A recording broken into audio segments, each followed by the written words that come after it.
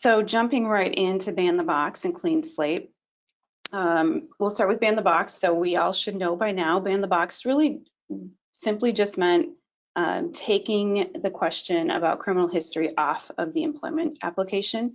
And we've seen those laws develop over time. And they, almost every state has some sort of ban the box statute. Sometimes they don't apply in all cases. Sometimes they don't apply to private employers.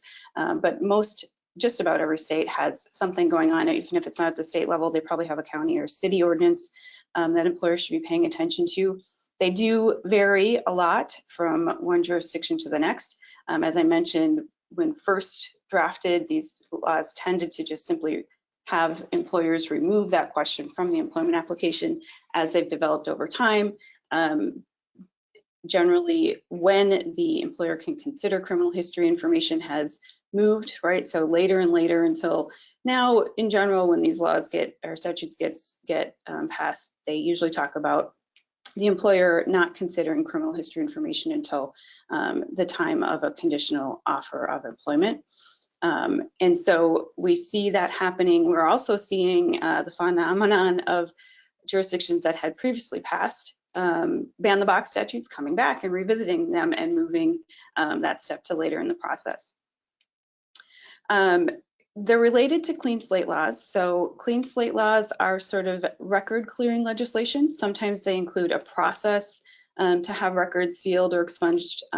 Sometimes they're an automatic sealing or expungement process. So typically after some amount of time and for certain levels of offenses, there's some process or automated sealing or expungement of records, obviously subject to a ton of exceptions and subject to a lot of variability from one jurisdiction to another.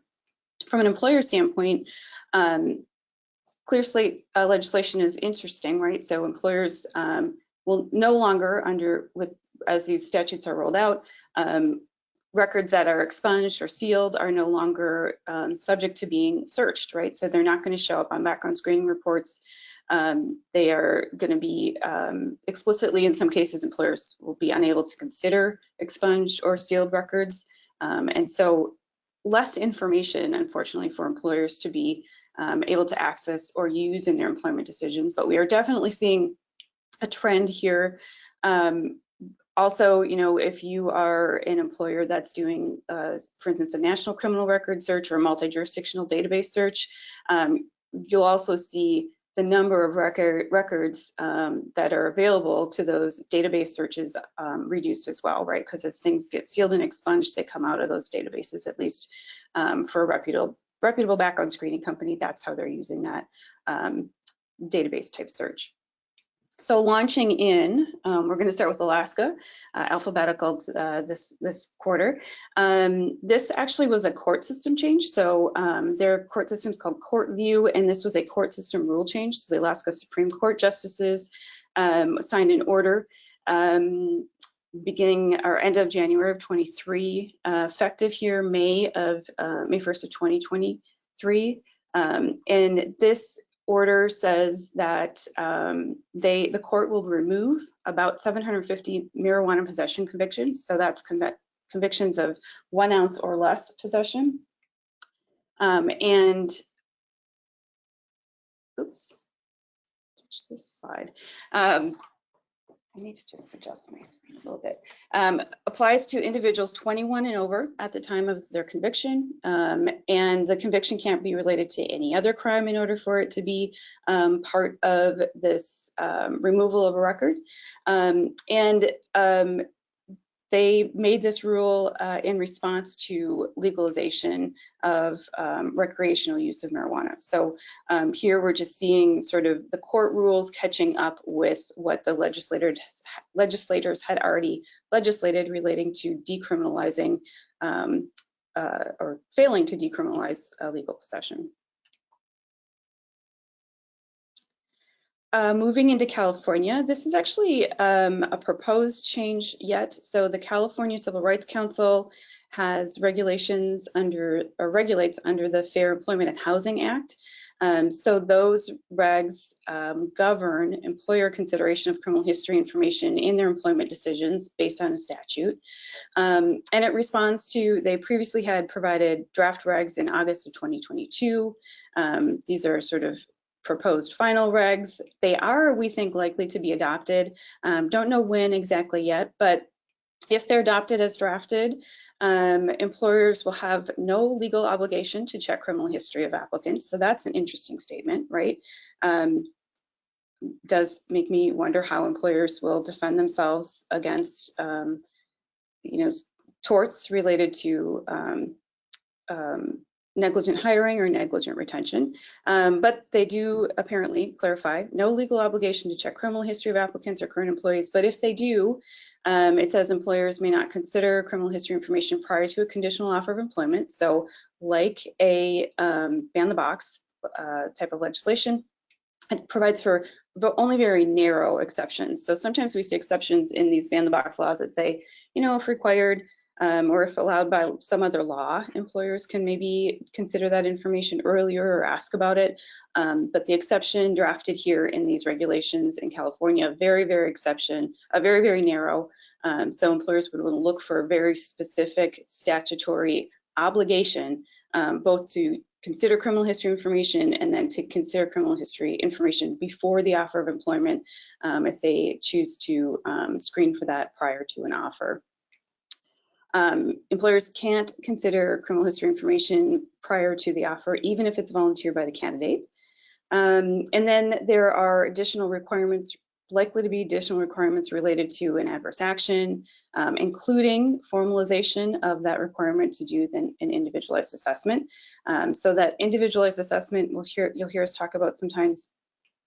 This comes out of EEOC guidance from about 2012, where the employer said, or where the EEOC said, employer, if you're going to consider criminal history information in your employment decision, you have to have a narrowly tailored policy related to considering criminal history information.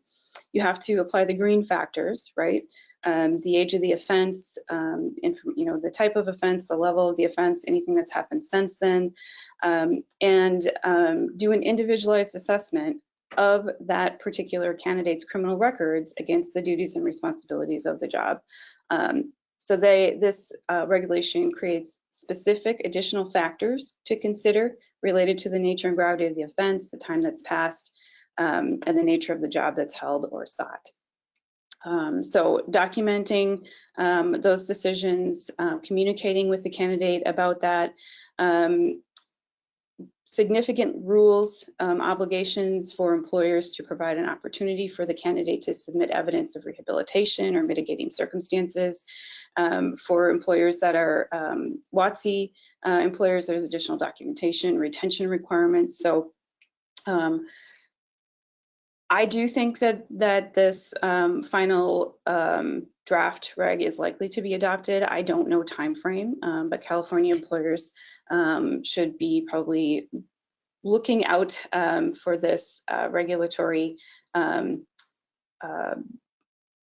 rule or provision to become final here coming up.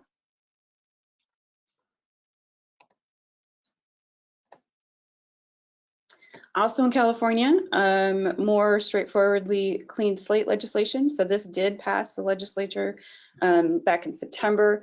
It does have a July 1st, 2023 effective date. So this says after most felony convictions that happened after January 2002 can be automatically sealed for felony arrests that didn't result in a conviction.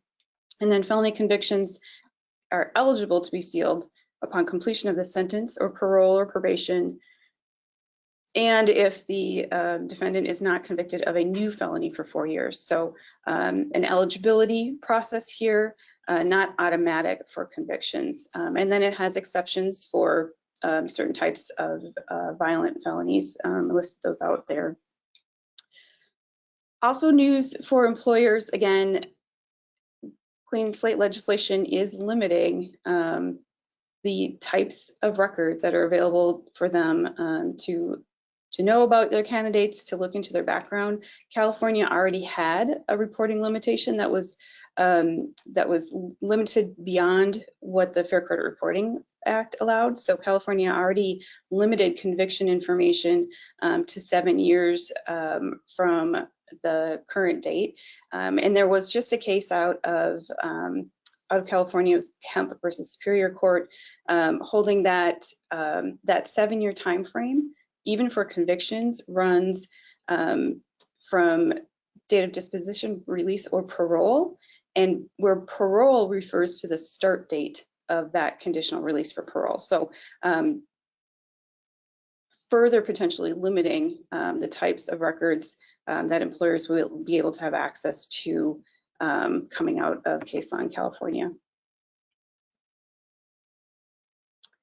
So Connecticut, we talked about before, that was signed into law in 2021. There was a delay in effective date, so this just went into effect January 1st of 2023. Another clean slate statute allows for automatic erasure of misdemeanors and low-level felonies 7 years from the most recent judgment of conviction. Automatic erasure 10 years for of most recent judgment or conviction for Class D and E felonies, so those are more serious felonies, and unclassified felonies that carry a term of not more than 5 years. So a little bit longer before erasure for the more serious felonies there, but an automatic process in Connecticut, right? You'll hear, we just talked about California, there is a process to have records sealed or expunged. Connecticut is going to automatically start erasing records based on this guidance. Also allows for automatic erasure of offenses committed by minors. Minors can also petition for erasure of misdemeanors if it happened prior to 2000.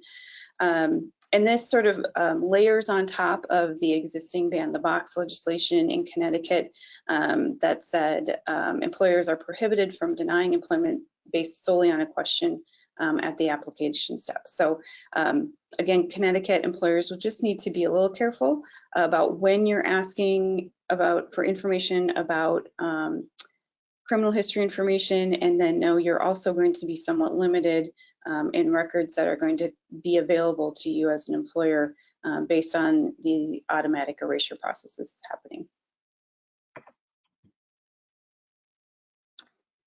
Gainesville, Florida. So this was a new local legislation. So this comes out of city fair chance hiring law. So it was passed December 15th with immediate effect. Applies to employers. Okay, here's a complicated one. Applies to employers with 15 or more employees who've worked primarily in the city for each working day in each of 4 or more calendar days in the current or preceding calendar year. So do that calculation quick. And then also be thinking about if you're staffing. It also applies to you if you're assigning individuals to work for employers, but you're still paying them. It excludes, interestingly, it excludes state and government entities and actors. So this is a little bit different. Usually ban the box or fair chance legislation that we would see would be enacted for public entities or local governments first. And then might not apply to private employers, but Gainesville did it the other way. So it excludes state and government entities and actors, child care facilities, the care facilities. So make sure if you think it might not be applicable to look at the definition of those terms in the statute. And it says employers to which the statute or the law apply may not publish information about a job or state or imply that criminal history is an automatic disqualification for the job, may not solicit information about candidates' criminal history on the application, and also not until a conditional offer. And then it defines a conditional offer, which is, unfortunately, if you've been listening, the language is very similar to the language of the New York City statute that was passed, which has resulted based on how New York City regulators interpreted the law in a two-step process being required in New York City. So employers in Gainesville should consider whether they need to go to a two-step process in Gainesville as well. So that basically the interpretation there in New York was that an employer, a conditional offer could only be made at the point when the employer had considered everything else, every other qualification about the candidate except for criminal records, so that in the event that there was a criminal record and the employer wanted to withdraw employment, it was clear that it was based on the criminal history and nothing else. So some troubling language in Gainesville that's similar to what we saw in New York City, but so far no regulatory advice coming out of Gainesville on that.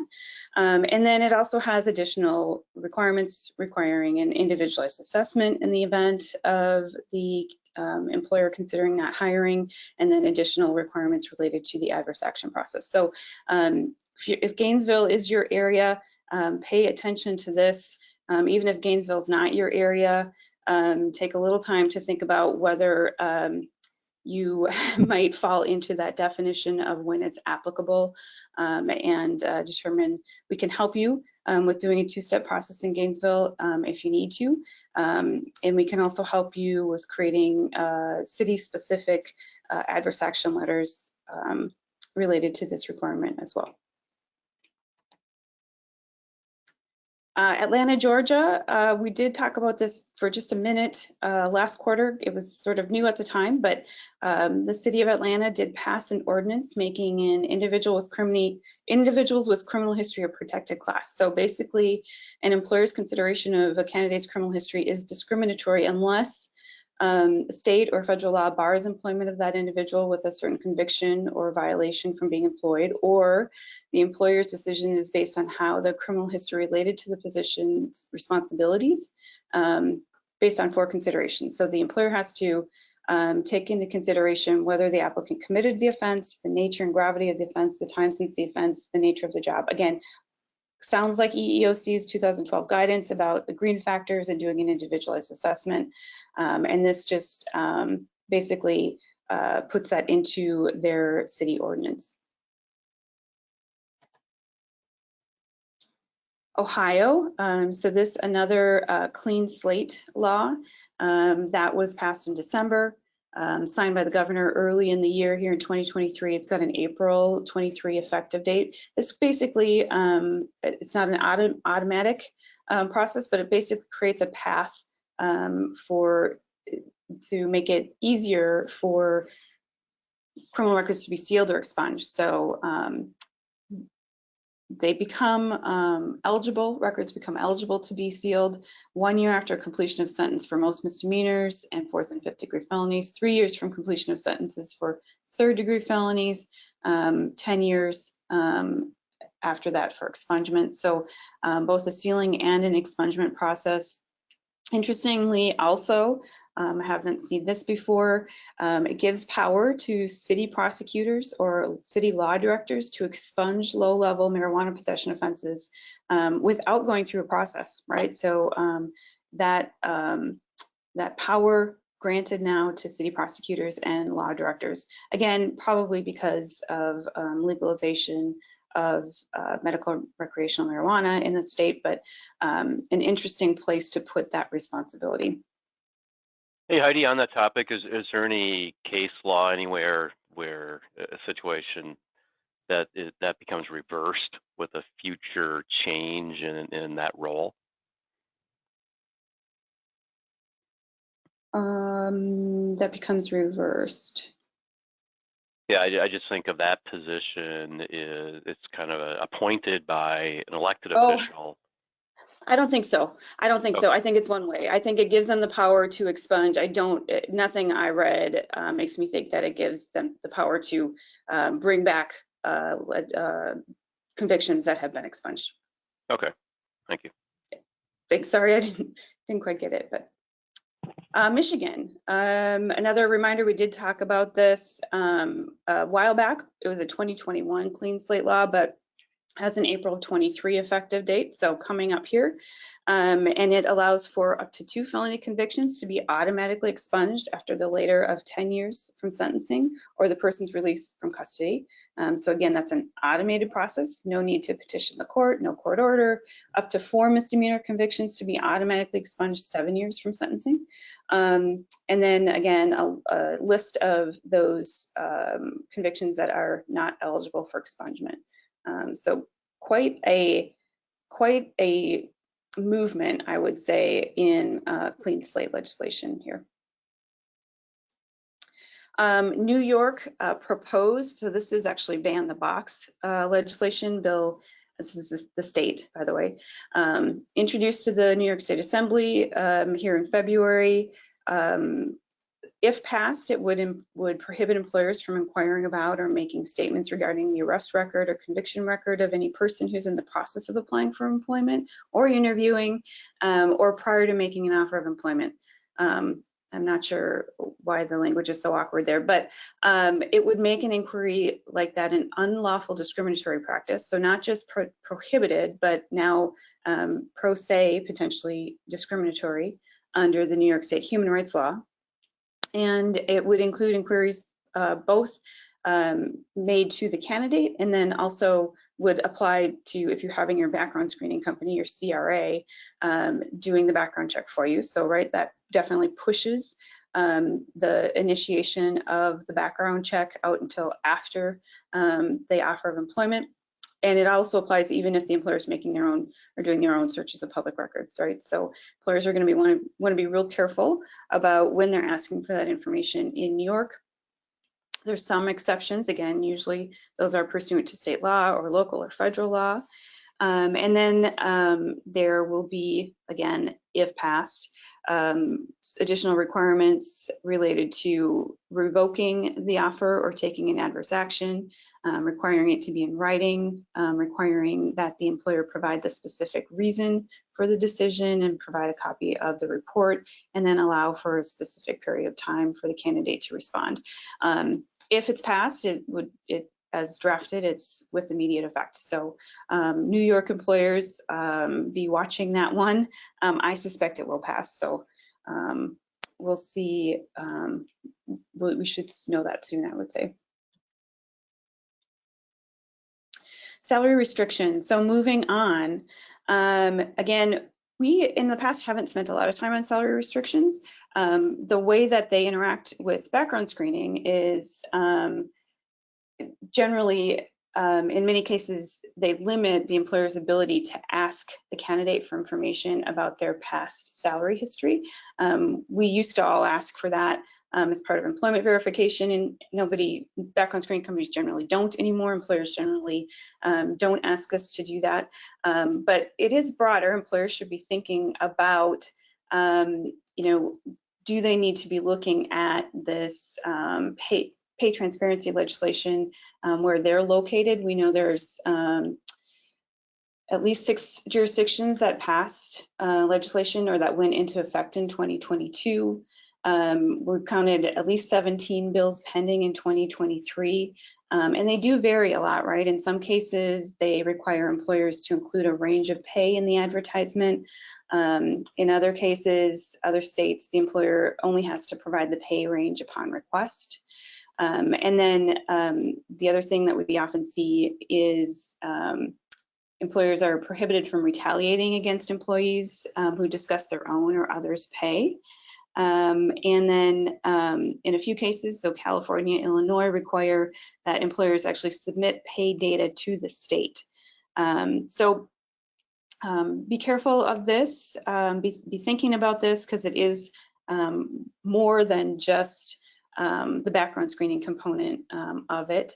We are seeing New York, as I mentioned, they passed their pay transparency statute last year. It has a 2023 effective date, and it applies to employers with 4 or more employees anywhere.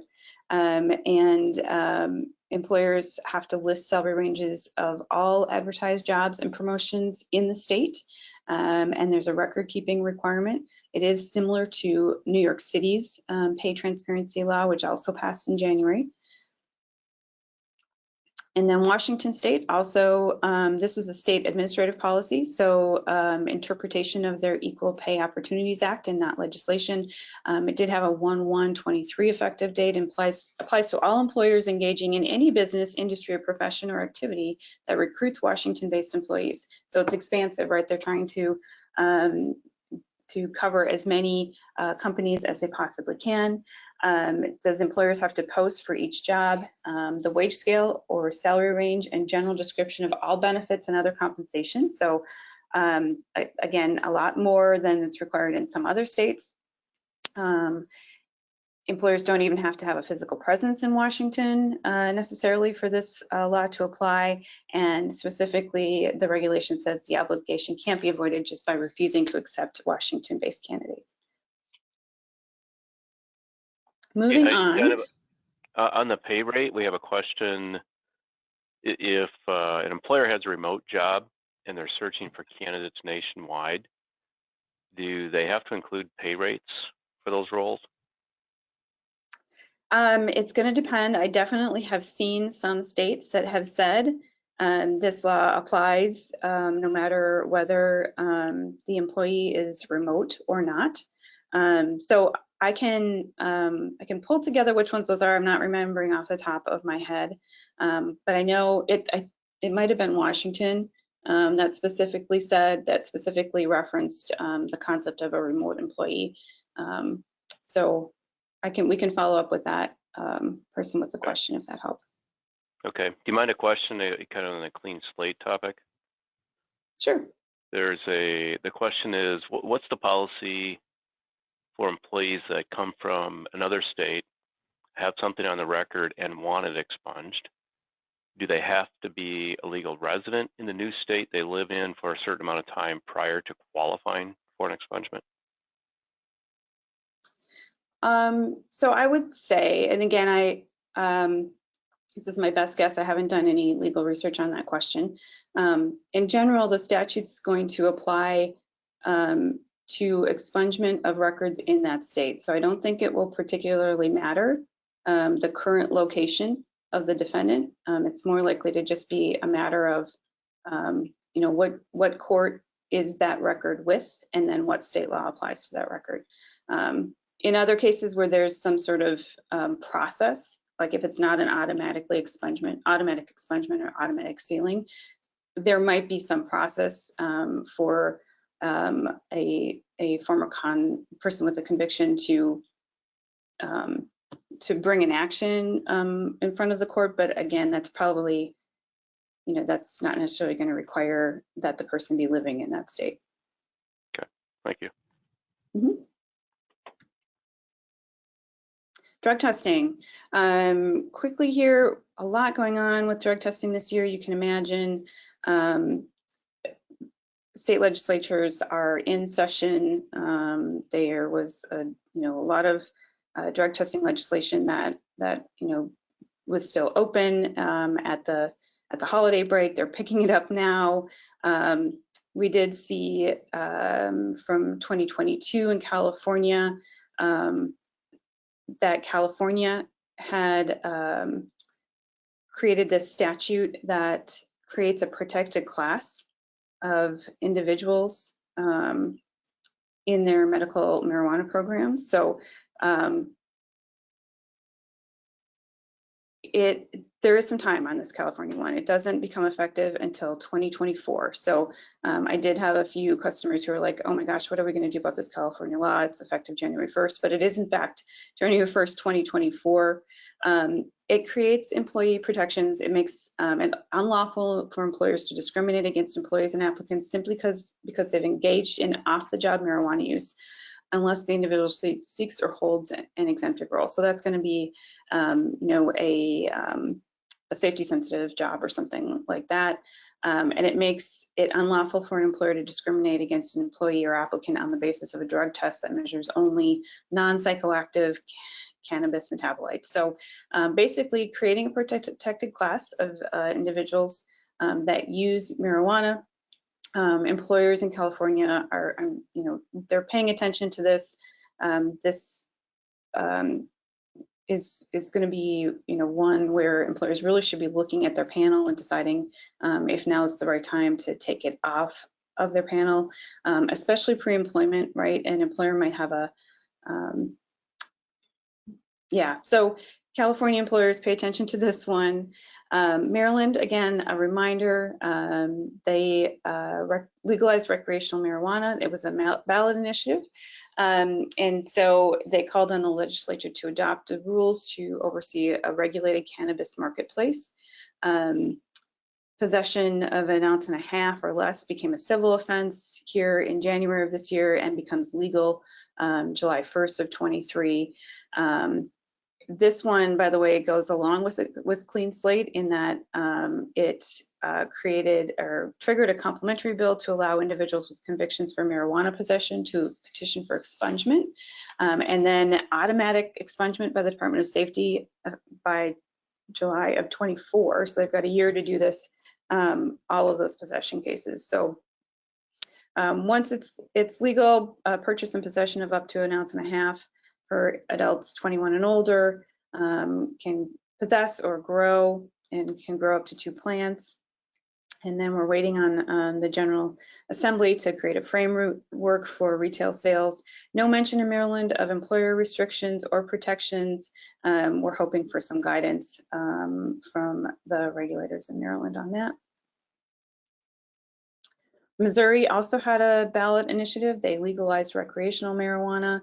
It became legal for adults 21 and older. Non-violent offenses can be petitioned for release from incarceration or parole and probation and to have records expunged. Creates a lottery system to provide a license to sell, taxes it, right? So they're definitely treating it like a business. And does allow for municipalities to bar recreational marijuana through a public vote if they choose to. And happily for employers, it does have some employer provisions. It says employers may prohibit use or possession in the workplace, may prohibit and take adverse action for working under the influence, and may prohibit, obviously employers can still prohibit operation of motor vehicles while under the influence. So some built-in protections there in Missouri for employers. And then specifically related to medical marijuana provisions, employers may not discriminate based solely on someone having a medical marijuana card. So again, being a little careful about testing in Missouri. Nevada, we've covered Nevada a few times in our sessions. Just a little update there. We did have a court case coming out of Nevada where the Nevada Supreme Court did identify or believes that the statute provides for a private right of action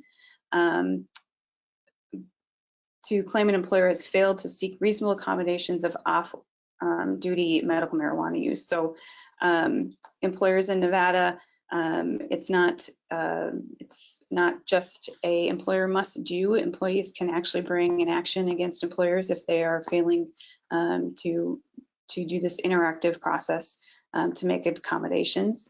They did say actually there's the law doesn't allow for a tortious discharge claim or unlawful discrimination or negligent hiring, training, or supervision, but they can claim that the employer failed to make reasonable accommodations for off-work medical marijuana use. So something of note to help actually employers. I think this helps to give some direction to Nevada employers.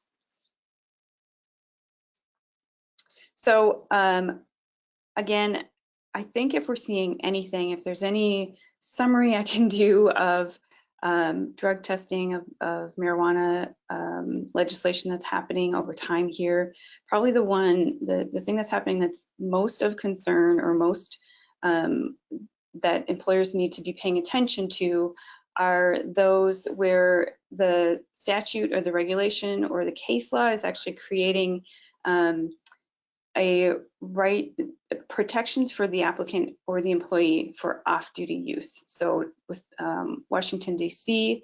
marijuana drug testing or marijuana law, which goes into effect here in July, has that protections. California which we talked about with January 2024 has protections like that. New York, New Jersey, Connecticut, Montana, Rhode Island, New York City, Philadelphia. Those are the areas with legislation that have specific provisions that employers are going to want to look at, minimally related to their pre-employment drug testing process, and then should be taking a really close look at post-accident or reasonable suspicion testing to make sure that they can actually test for or that they have a way to show that somebody is under the influence of that marijuana, if that's the reason that they are making an adverse decision based on a drug test for marijuana.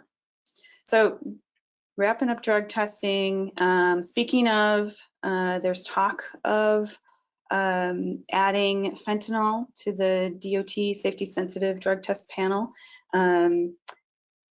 There's been talk about it since 2018. We're waiting a final rule by the Department of Health and Human Services that would authorize both this and oral fluid testing. They've also proposed regulation to allow for more timely changes to drug test panels.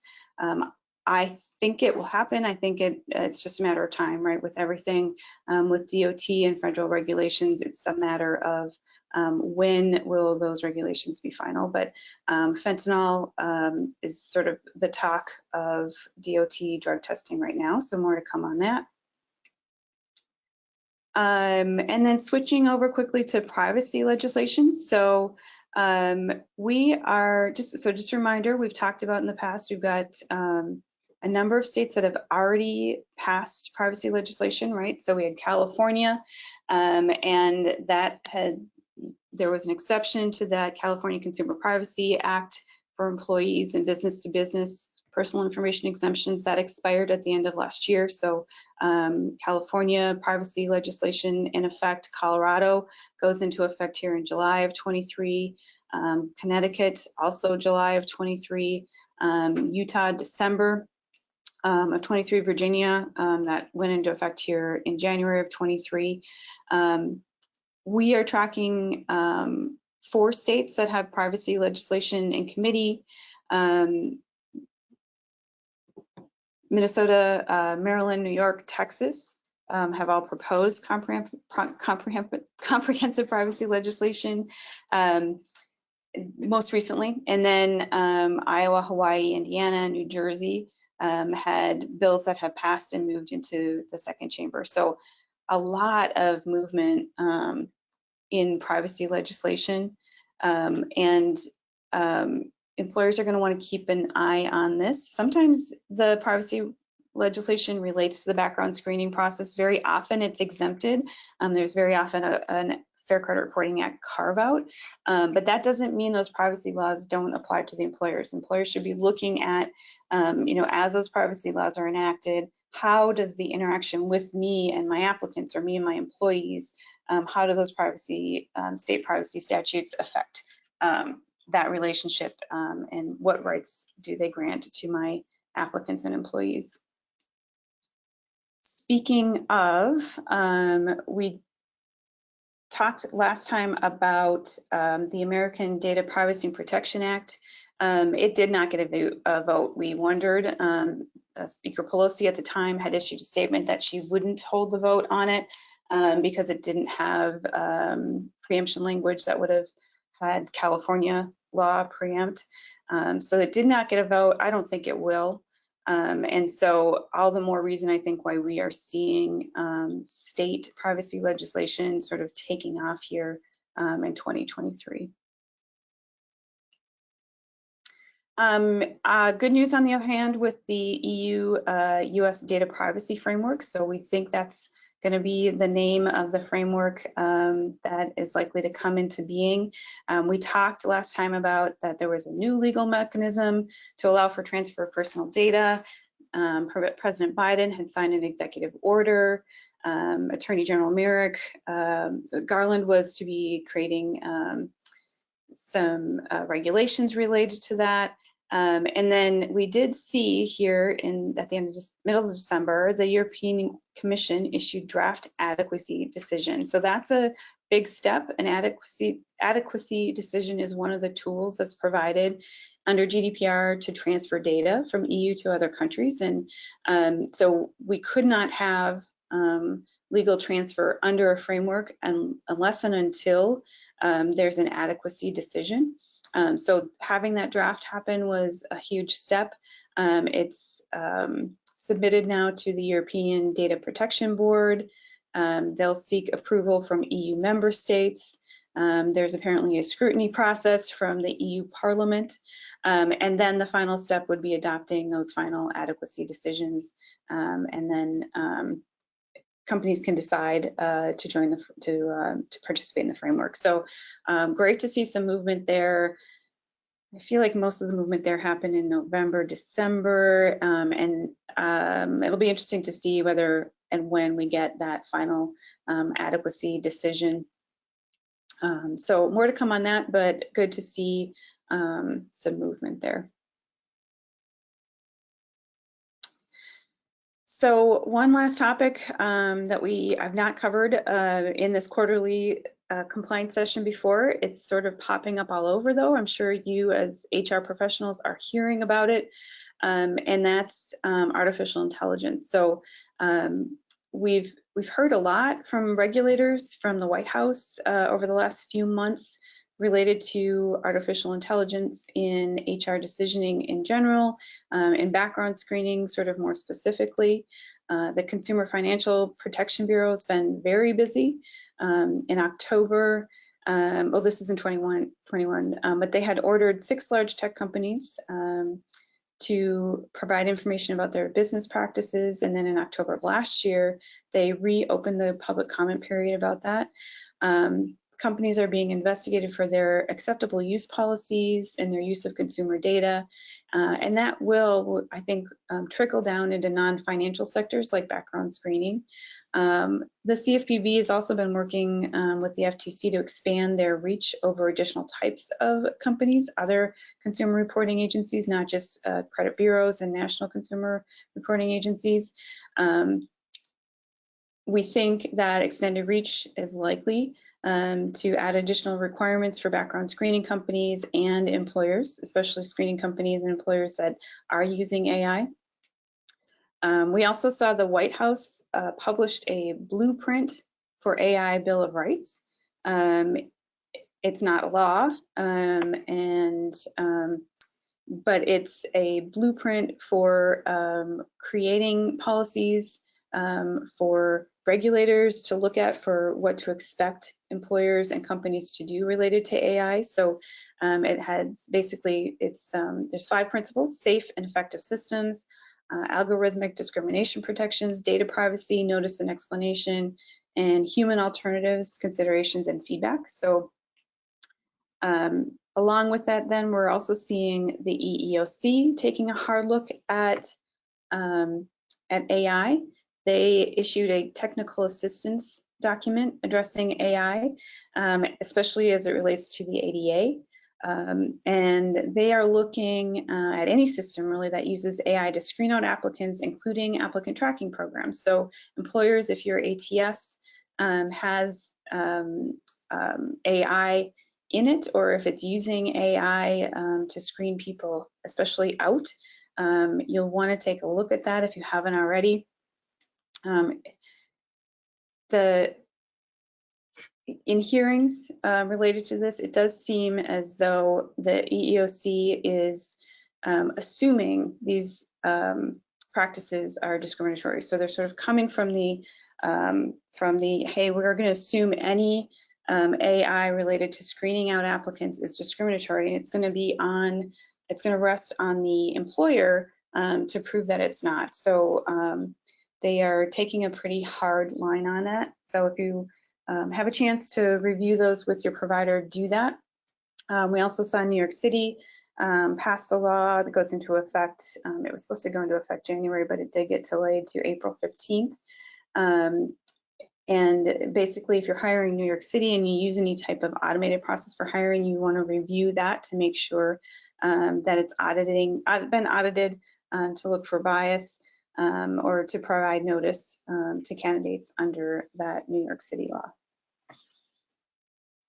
More to come on AI, I'm sure. It seems like that is what especially regulators are talking about right now.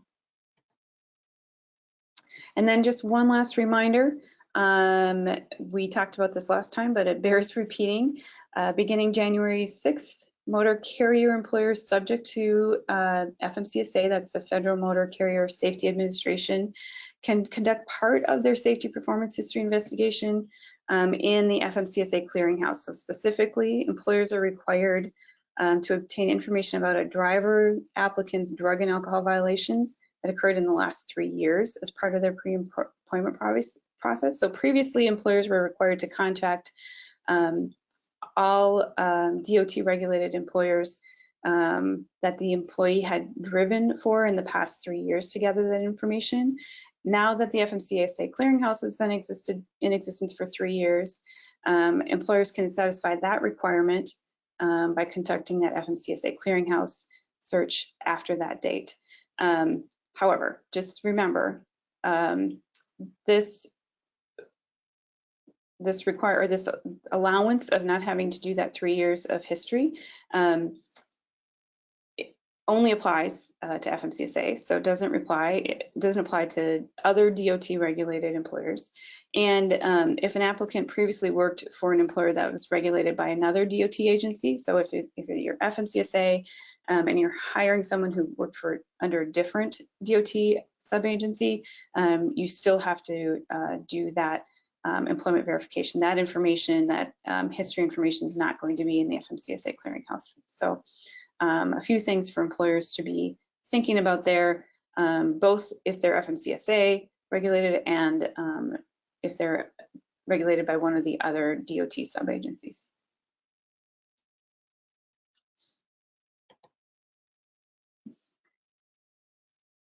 So that is what I had to talk about today. I feel like I went through it a little fast, but we did get some questions in or answered during the session. Jeff, was there any other questions that came up that I can maybe get in the next 4 minutes? You know, right now I don't see any, Heidi. I'll just ask everyone. We do have a couple of minutes to, if you'd like to ask a question, if there's something on your mind that you'd like to reach out and get Heidi's opinion or assessment on. Please feel free to do so. Also, just remember, keep in mind that if it comes to you a little bit later on in the day or the week, whatever it is, reach out to us. Our email addresses are on the screen that you can see right now. Also, feel free to reach out to your dedicated national account manager from Orange Tree. That individual can help you also get the information that you're looking to achieve. I guess, Heidi, I guess I don't recall the number of clean slate topics. I don't know if it could be I'm not paying close enough attention. That would be obvious too. But is there something there for employers to be aware of and be tracking, trending, and then maybe somehow, like, how do they get the information? If that's pertinent information that perhaps is now no longer available, what can they do to help ensure that they are doing exercising the proper hiring practices and maintaining a safe workplace? Yeah, so I would say there's not a lot for the employers to do other than, hey, employer, if you care about getting full access to full criminal history information, now would be the time to be talking to your state representatives, right? Because they are hearing from grassroots, they're hearing from coalitions that are trying to get criminal records removed and expunged and sealed, and I'm not sure that they're hearing from employers about how they really rely on this information. Our PBSA, our professional background screening organization, does do a lot of reach out on this topic, but your legislators, your local legislators, representatives want to hear from employers that are actually in their district, people that are actually living in their districts, right? Because they are going to, in the absence of that sort of pushback from employers, they're going to go away. Those records are going to go away. They're going to get expunged. They're going to get sealed. In some cases, employees will have the legal right to say they were never convicted and you can't say otherwise, and background screening companies are not going to get those records. So it's a great question. Employers generally have a duty to create a safe work environment, right? To know, you know, the standard generally for those negligent hiring or negligent retention statutes tend to be, what did the employer know, or what should they have known?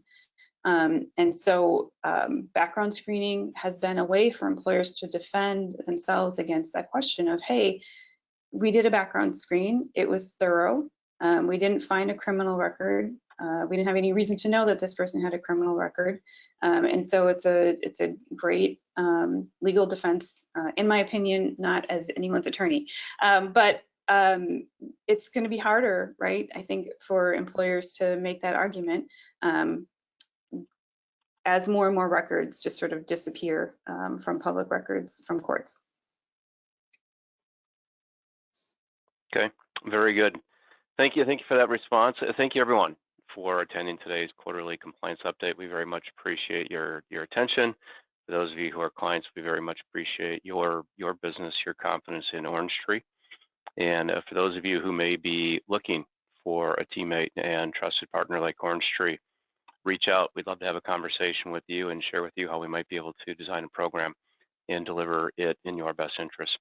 So without any further ado, have a wonderful rest of your day. Thank you very much. Thank you. Thanks, Heidi.